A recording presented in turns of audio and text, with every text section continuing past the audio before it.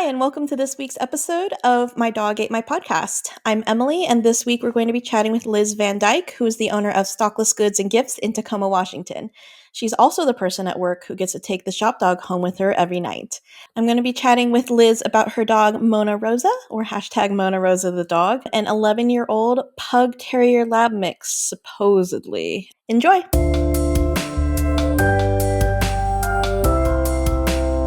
How are you? I'm okay. You're calling from the shop? I'm at the store. I have Mona fan art behind me. I love it. She's still, you know what? I might have accidentally left her in the storage room. I figured it made sense to be in the store because this is like her work persona. Here's the office. Mona's bed is right there, like all the way against the wall. And then every once in a while, I go into the back room and she follows me and I don't realize that she's followed me. Hi.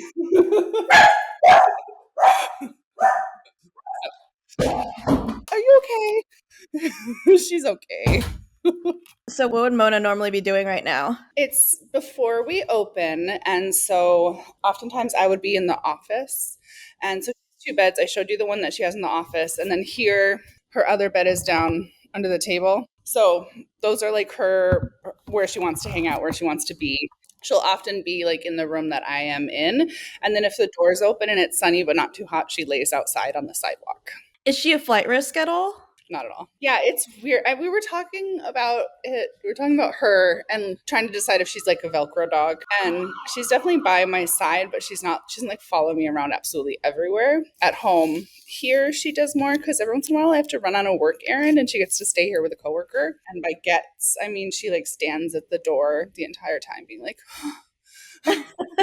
why did you abandon me? And so more recently here, she does kind of follow me around. Just once, she took herself down the sidewalk to a neighboring store that's a restaurant called Indochine. The manager for a long time would give her chicken, but she'd bring out they'd have like pre-packed portions for like whatever dish they were making of cooked chicken. And so Michaela would bring her like out on the sidewalk like an entire serving of chicken. And it would take like minutes. And Mona would just be like, yes. Oh my And god. it was around Christmas and I went to a store with a friend that is just past Indochine. So she like watched me go and then at some point decided, I'm going to take myself there. And so she walked down that way and she was out front.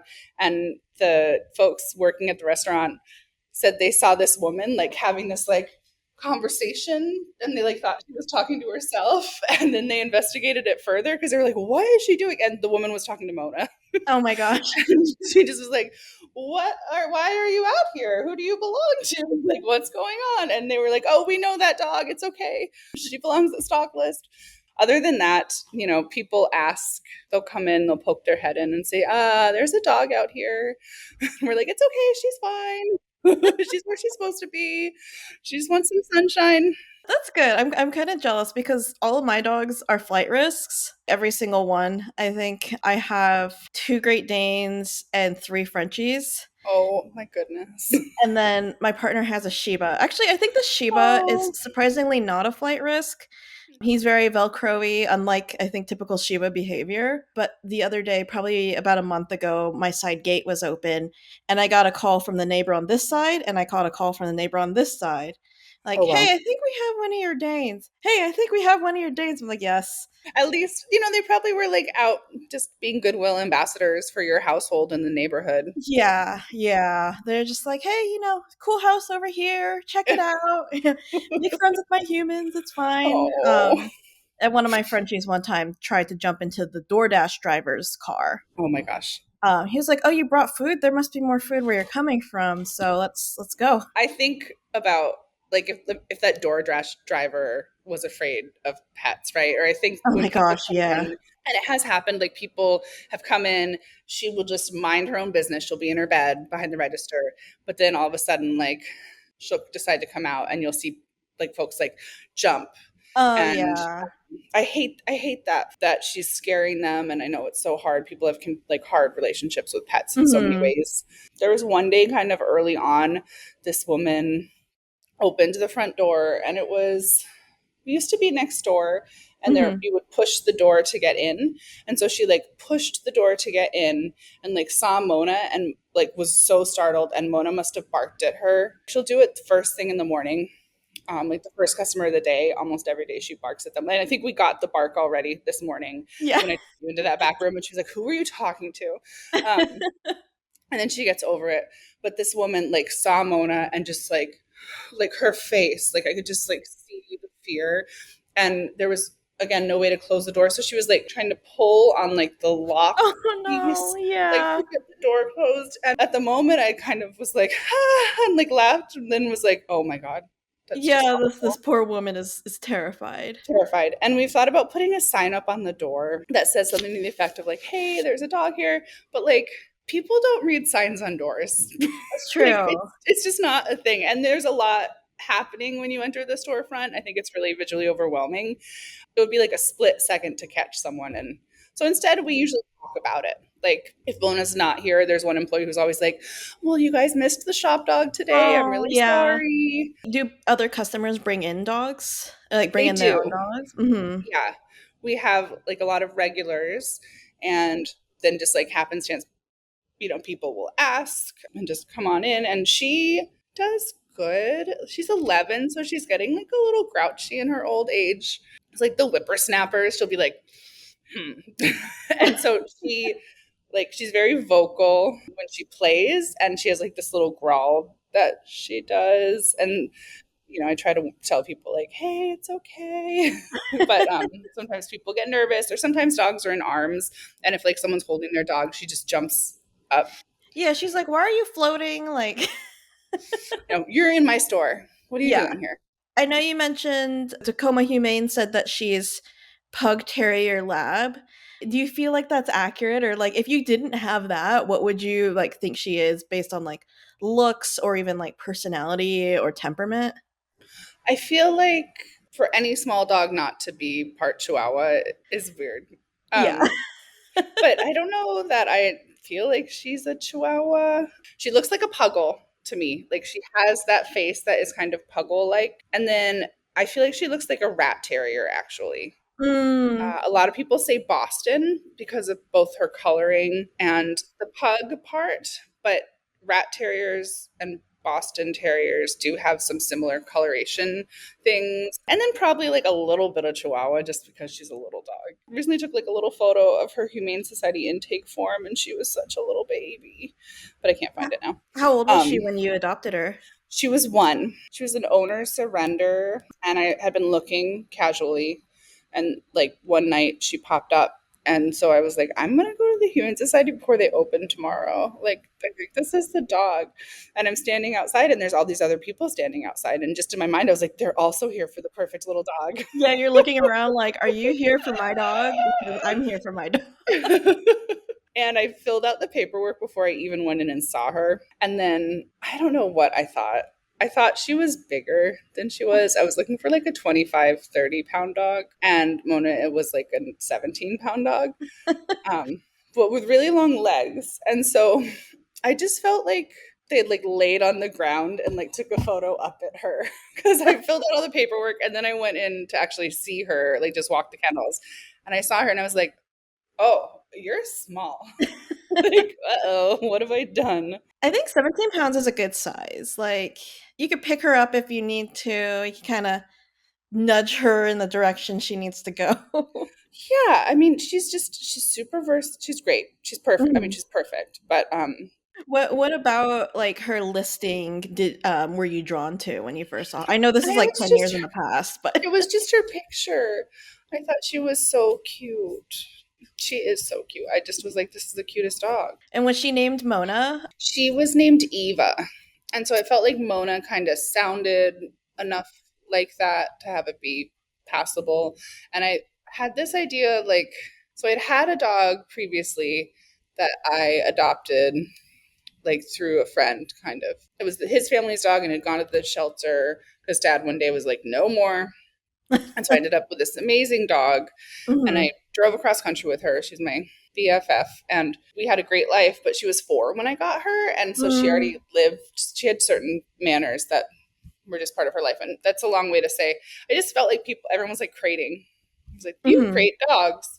And I was like, okay, I'm going to crate Mona. And she was not a fan. And she didn't whine and she didn't cry. Mhm. She like groaned, moaned. And so I don't know if it was talking to a friend about it the next day or like at the end of the conversation, I was like, okay, her name's Mona. Kind of reminds me of like Moaning Myrtle from Harry Potter or something like that. Oh, yeah, I forgot about that. Yeah, and so no crating. Actually I think I was still trying to do it. I had like classical music on, I had earplugs in, and I had her for like 3 nights and then left for a trip and my friend's dog sat and house sat and they were like, "Yeah, no. We were not putting that dog through that." This isn't gonna work. I wanted to ask about Mona Fest because I know it just happened and that was the second year of Mona Fest. So tell me a little bit about that. And I think what last year was the first? Technically this is the first year of MonaFest. Okay.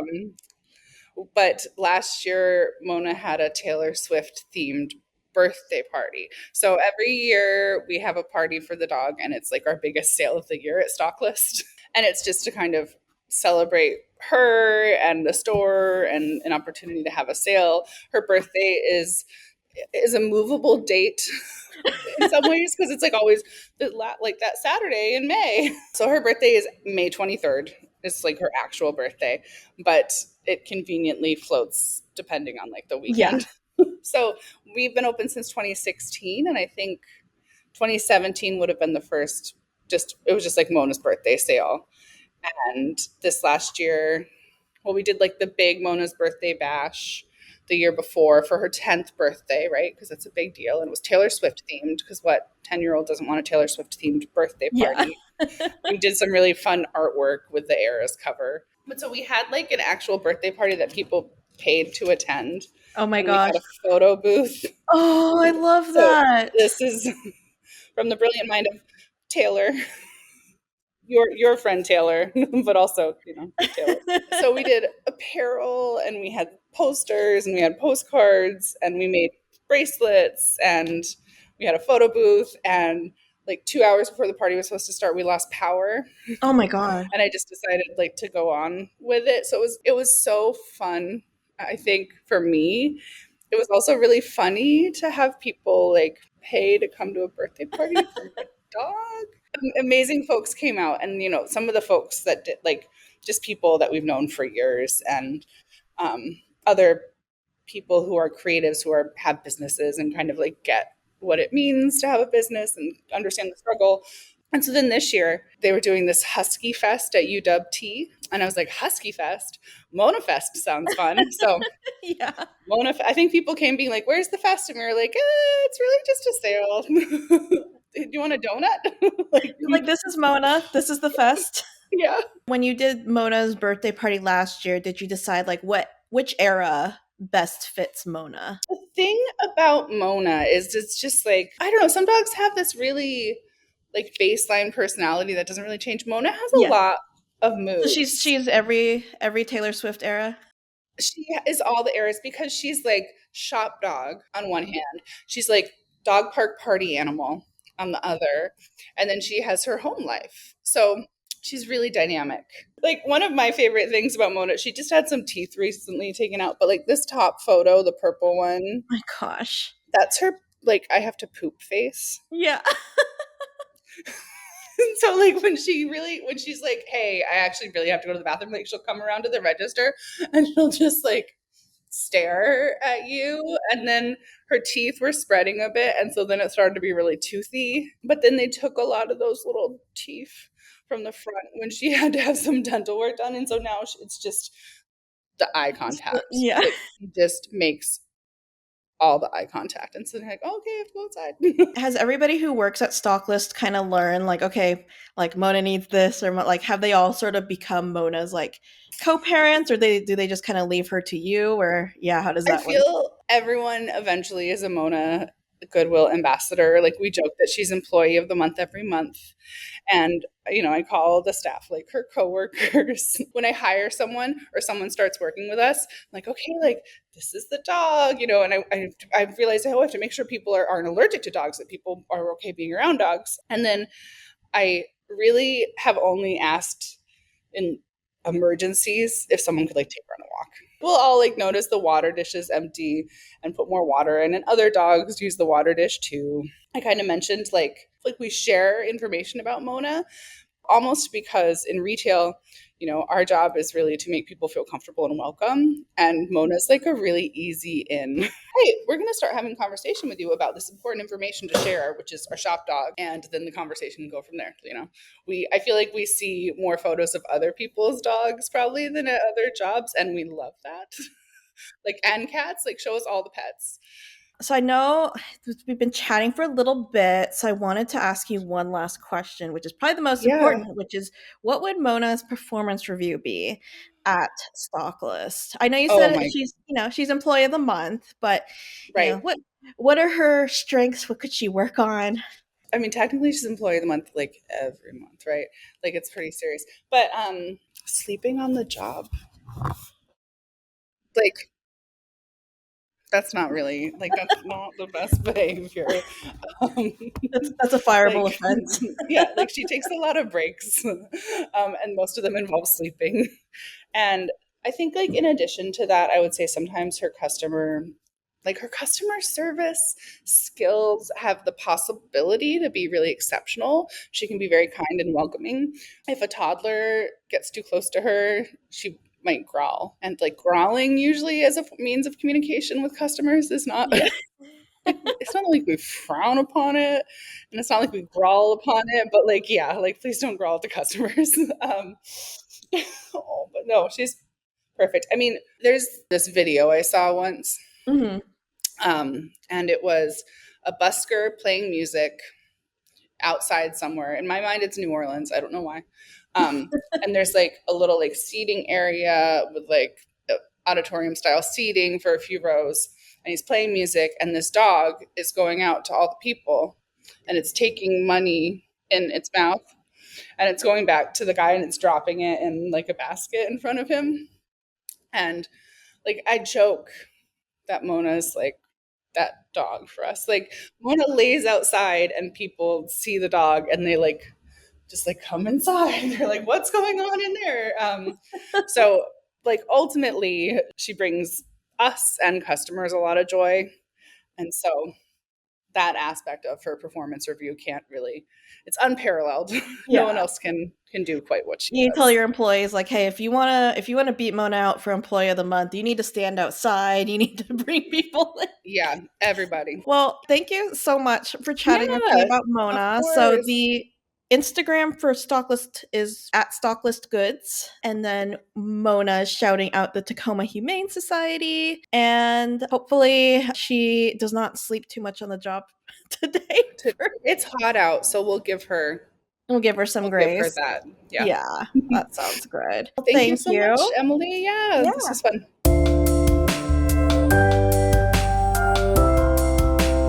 Thanks for tuning in, and don't forget that you can check out Stocklist Goods on Instagram as well as Tacoma Humane if you live in the Tacoma, Washington area and are looking to adopt your next pet. You can find My Dog Ate My Podcast anywhere that you find your podcasts, and the next episode will be next week on Monday. Thanks, and see you next time.